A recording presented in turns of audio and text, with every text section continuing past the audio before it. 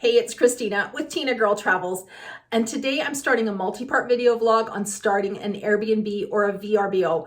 Our tenants have moved out of our one-bedroom suite, and we wanted to try our hand at hosting a short-term rental. Keith and I have had wonderful experiences staying in short-term rentals, and that's kind of what inspired us to move ahead with creating our own. Let me show you a few that we've stayed in that have inspired us.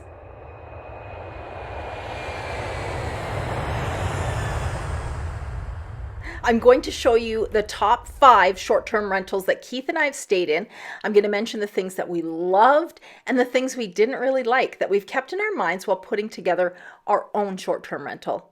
Our very first ever VRBO booking was in Venice, Italy. We booked a 2-story apartment in a building that I'm sure was from the 1800s. It was so old. Our bedroom was way up in the rafters. It was very comfortable, fully renovated with a king-size bed and air conditioning. And that was very important because we were there in the summer and it was blazing hot. This apartment had some unique features. The spiral staircase and this lofted area even had a sitting area right over here. This room had a window and you had to duck under these little rafters here to go and sit down here. Extra blanket and pillow and a place to hang your clothes.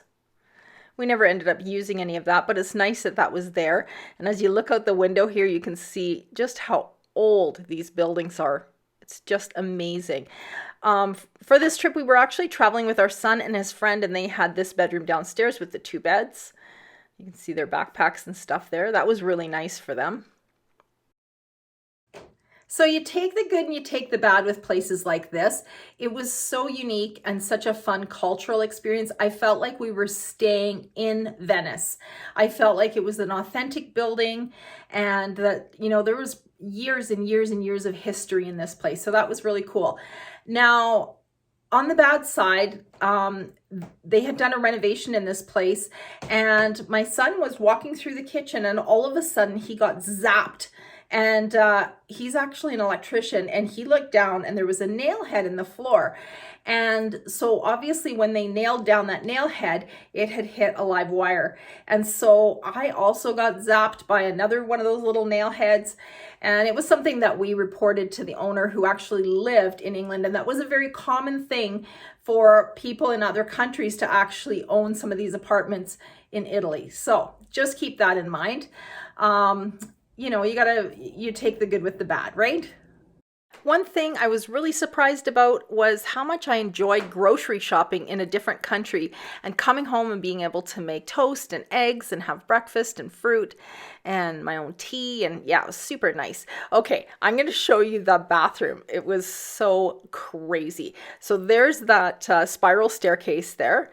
And right in here as we go through this dark little area here. So imagine trying to get to this bathroom in the middle of the night.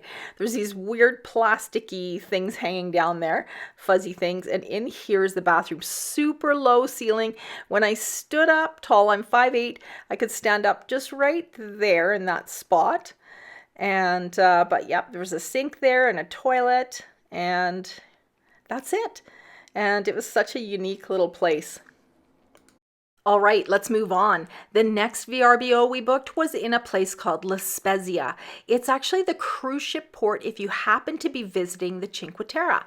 Our apartment was just steps from the train station that would take us to the 5 villages that are perched on the hillside. It overlooked this cool traffic circle, and we actually sat here and people watched and traffic watched from our wraparound balcony. That was our apartment right there. Inside the suite was beautifully decorated. It's still an old building, but totally modern inside and had absolutely everything we needed. We loved the floor-to-ceiling windows and the long flowing curtains. It was so pretty. The suite also had a bookshelf with games and books, and you could take a book with you if you wanted. And that's an idea I loved, and I actually am going to put that in our suite. Our next VRBO adventure took us to Sydney, Australia. I ended up booking this apartment because the hotels at the time were ridiculous. Over $300 for just a bed in a room near Sydney Harbour. For less than the price of the hotel room, we got an entire 2-bedroom apartment with a full kitchen and laundry right on the water, and this was our view. Again, we loved the fact that we could go out and pick up some groceries and have some of our meals at home. And because we had such a nice place to stay, we actually looked forward to spending time here and just living. It was so relaxing. So my takeaway from the Sydney property was actually the toaster. This apartment had really nice high-end appliances, and the toaster was a Breville smart toaster that Keith absolutely fell in love with. In fact, he loved it so much that when we got home, he went out and bought one for us. And I loved it so much that I actually did a review on it on my other channel called Tinagirl Life. And it's one of my most watched videos. I'll add a link to that at the end of this video if you want to see it. We really appreciated the higher end appliances, and we'll be taking that into consideration when we're outfitting our suite. The fourth place on our list is still in Australia, this time in Brisbane. We were one of the first guests to be able to stay in this property, and it was really beautiful. The views were amazing. The walkability to the waterfront and downtown was great. This place did have a few things we didn't like, though. For instance, the bed, although it was new, it was super uncomfortable. And another thing that really couldn't be helped, but there was an apartment across the way, and the people got up super early and sat on their balcony talking and laughing at 5 a.m. each morning, and that was a little annoying. But the thing I really took away from this property was, really, it was a little thing, but it was actually really annoying. They didn't offer any spices or salt and pepper or sugar packets, like simple things like that. And if we wanted it, we had to go buy it. And who wants to buy a big box of salt just to have a little sprinkling of salt? So we had to buy absolutely everything or go without. So my takeaway from the Brisbane property is to be sure to have some spices and condiments and little things like that for your guests.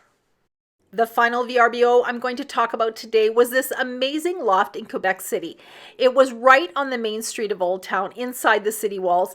Keith and I came to Quebec City for our honeymoon almost 30 years ago, so it holds a special place for us. This place had an old world charm. The building itself was from 1908. It was super romantic and cozy. Although there's only one window in the whole suite, it was the centerpiece of the suite. The furniture was comfortable and it fit the space. The decor was simple but tastefully done. And my takeaway from the Quebec City loft was the brochures and the maps that they had left there for us in the suite. It made it easy for us to plan our days. We loved the recommendations for the restaurants and what was nearby. It was easy to figure out what to do, and we'll be adding that to our list for our suite as well. We have a lot to do to get our suite ready for guests. We have some freshening up with paint, we have some ugly light fixtures to get rid of, and I think we need a dishwasher in this kitchen. We also need to make a few changes in the backyard to give us some privacy and some privacy for our guests as well. Thanks for watching part 1 of creating a short-term rental, where we took inspiration from our favorite stays over the past few years. I will be posting part 2 in the next few days, where we'll get to start shopping, building furniture, and getting ready for our first guests. Be sure to subscribe and hit that bell so you won't miss out on those videos that are coming up. I'll also post that video on the Breville toaster that we fell in love with in Sydney, Australia, for you to check out. Thanks so much for watching Tinagirl Travels, and I will see you again soon.